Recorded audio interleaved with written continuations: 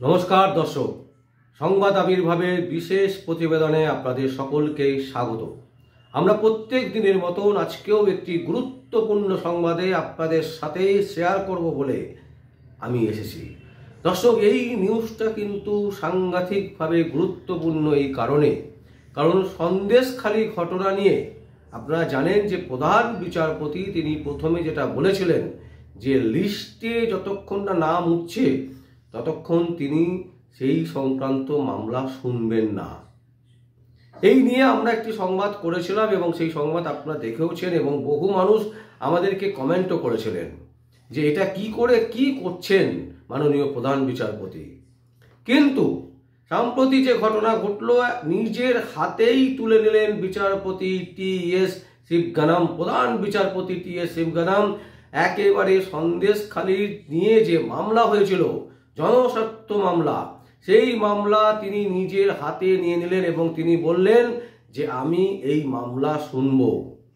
আগামী সোমবার দিনকে কিন্তু সেই মামলা শোনার কথা আছে। যদি কোনো ভুল না হয় তাহলে আগামী সোমবার দিনকে কলকাতা হাইকোর্টের প্রধান বিচারপতি টি.এস. শিবগানাম তিনি কিন্তু এই মামলা শুনবেন। একটা জিনিস যেটা দেখছি আমরা যে প্রথম কলকাতা হাইকোর্ট কিন্তু একটু এদিক ওদিক করছিল, কিন্তু ধীরে ধীরে যদি আমরা দেখি তাহলে দেখব সমস্ত বিচারপতিরাই কিন্তু একেবারে কড়া ভাষায় রাজ্য সরকারের বিরুদ্ধে তীব্রভাবে প্রতিবাদ করছেন এবং কড়া সিদ্ধান্ত দিচ্ছেন। শুরু করেছিলেন আমাদের স্যার মাননীয় বিচারপতি অভিজিৎ গাঙ্গুলি। তারপর আমরা দেখলাম একে একে অনেকেই কিন্তু শক্ত হাতে ধরছিলেন। মাননীয় প্রধান বিচারপতিও কিন্তু প্রথমে সেটা এড়িয়ে যাচ্ছিলেন, কিন্তু এখন তিনি কিন্তু নিজের হাতে তুলে নিয়েছেন। তিনি একেবারে ঐতিহাসিক রায় বলা যেতে পারে, তিনি একদম পরিষ্কার বলে দিয়েছেন যে এখন সময় হয়েছে সন্দেশখালী নিয়ে শোনার।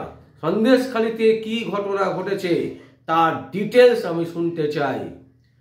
এই ঘটনার ফলে মমতা ব্যানার্জি কিন্তু রীতিমতো কাদো অবস্থা, তিনি কিন্তু কেঁদে ফেলবেন এইবারে, এটা কিন্তু একেবারে পরিষ্কার। কারণ প্রধান বিচারপতি কলকাতা হাইকোর্টের মাননীয় টি.এস. শিবগানাম তিনি নিজে হাতে এই মামলাটাকে শুনতে চাইছেন। তিনি নিজে বলছেন যে আমি এই মামলা শুনব এবং নিজের হাতেই মামলাটাকে রেখেছেন। সন্দেশখালী মামলা একেবারে নিজের হাতেই রাখলেন মাননীয় প্রধান বিচারপতি টি.এস. শিবগানাম এবং এর ফলে শাসকের যে মাথা মাননীয় মুখ্যমন্ত্রী মমতা ব্যানার্জি তিনি কিন্তু নড়ে বসেছেন। কারণ আমরা দেখেছি কলকাতা হাইকোর্টে যখনই ঠিকঠাক করে শুনানি হয়েছে নানান রকমের ত্রুটি বিচ্যুতি ঘটেছে এবং তারপর যখন সিবিআই বা ইডি তদন্ত দেওয়া হয়েছে তখনই দেখা গেছে আসল রহস্যগুলো কিন্তু একের পর এক বেরিয়ে এসছে।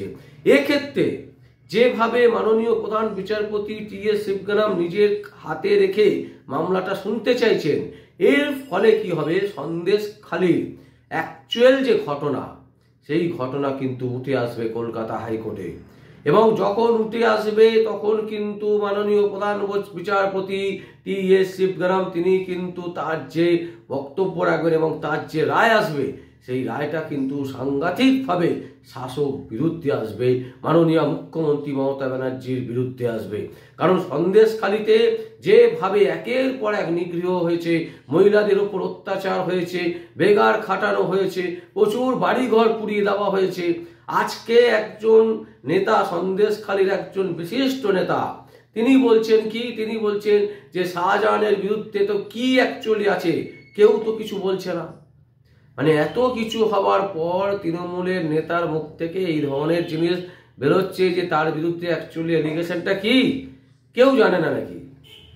কিন্তু কলকাতা হাইকোর্ট যখন বলছে, কলকাতা হাইকোর্টের প্রধান বিচারপতি যখন মামলাটা শুনতে চাইছেন, তখন কিন্তু বুঝতে হবে যে এই মামলার অ্যাকচুয়ালি সারমর্ম কিন্তু একেবারে পরিষ্কার হয়ে যাবে কলকাতা হাইকোর্টে, যে অ্যাকচুয়ালি কি ঘটনা ঘটেছে, কতজন মানুষের কি হয়েছে, প্রতিটা খুঁটিনাটি কিন্তু কলকাতা হাইকোর্টের প্রধান বিচারপতি শুনবেন।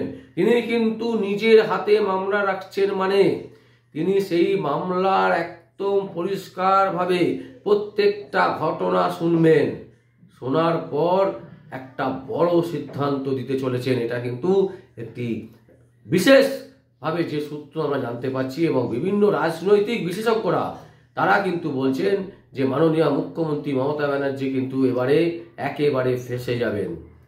তার চোখের জলে নাকানি চুবানি তাকে খেতে হবে। কারণ সন্দেশখালী ঘটনা নিয়ে মাননীয় মুখ্যমন্ত্রী মমতা ব্যানার্জি যে সমস্ত কথা বলেছেন, সেই কথাগুলো কিন্তু শুনবে মাননীয় বিচারপতি টি.এস. শিবগানাম, প্রধান বিচারপতি টি.এস. শিবগানাম। ফলে মুখ্যমন্ত্রী মমতা ব্যানার্জি যে অনেকটা চাপে আছে এটা একেবারে পরিষ্কার, এবং তার যে চোখের জলে নাকানি চুবানি খেতে হবে এই জিনিসটাও কিন্তু পরিষ্কার। ইতিমধ্যে বিরোধী দলনেতা শুভেন্দু অধিকারী আজকে বলছেন, তিনি দিল্লি রওনা দিয়েছেন। তিনি দিল্লি যাওয়ার আগে তিনি যেটা বলছেন সেটা কিন্তু আরো মারাত্মক।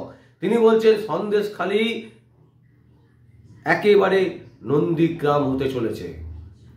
দর্শক ভাবুন, আপনারা জানেন যে বাম জামানায় এই নন্দীগ্রাম কাণ্ড নিয়েই কিন্তু মাননীয় মুখ্যমন্ত্রী মমতা ব্যানার্জি তিনি মুখ্যমন্ত্রী মমতা ব্যানার্জি হতে পেরেছিলেন।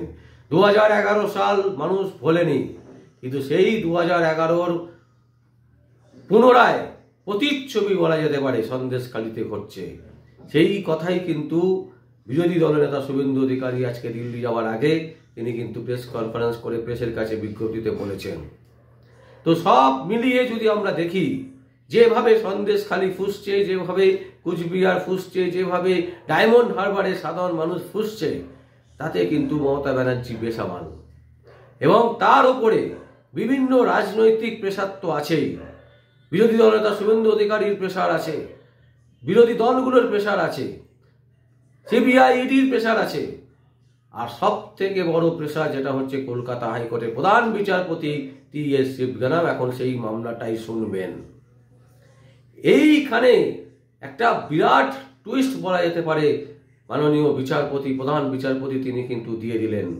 তিনি শুনবেন না বলেছিলেন, তাতে মমতা ব্যানার্জি অনেকটা শান্তি পেয়েছিলেন যে আজ যাই হোক মাননীয় প্রধান বিচারপতি তো শুনছেন না, তিনি বলে দিয়েছেন শোনার কি প্রয়োজন আছে। কিন্তু পুরো উল্টো হয়ে গেল, একেবারে 380 ডিগ্রি ঘুরে গেল খেলা।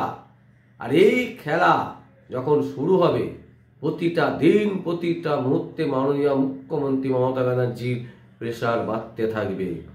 আর সেই প্রেসার কোথায় গিয়ে কমবে এটা কিন্তু এই মুহূর্তে দর্শক আমরা বলতে পারছি না। দর্শক, আপনাদের সামনে যে সংবাদটা আমরা তুলে ধরার চেষ্টা করলাম সেটা হচ্ছে যে সন্দেশখালী নিয়ে যে কথা বলেছিলেন মাননীয় বিচারপতি, প্রধান বিচারপতি টি.এস. শিবগানাম, যে তিনি শুনবেন না, তিনি মামলাটা তো শুনবেনই, এবং সেই পুরো মামলাটা তিনি নিজের হাতে রেখেছেন। তিনি নিজে সব কিছু শুনতে চাইছেন এবং তারপর তিনি কিন্তু একটা কড়া জাজমেন্ট দিতে চলেছেন। এই সংবাদই আপনাদের সামনে আমরা আজকে তুলে ধরলাম। দর্শক, আপনাদের যদি কোনো কমেন্টস থাকে বা কোনো কমেন্ট করতে চান, অবশ্যই আপনারা আমাদের কমেন্ট বক্সে কমেন্ট করবেন। আর দেখতে থাকুন পরবর্তী সংবাদ আবির্ভাবে। আমার নাম বিশ্বজিৎ পাল, সংবাদ আবির্ভাবের জন্য।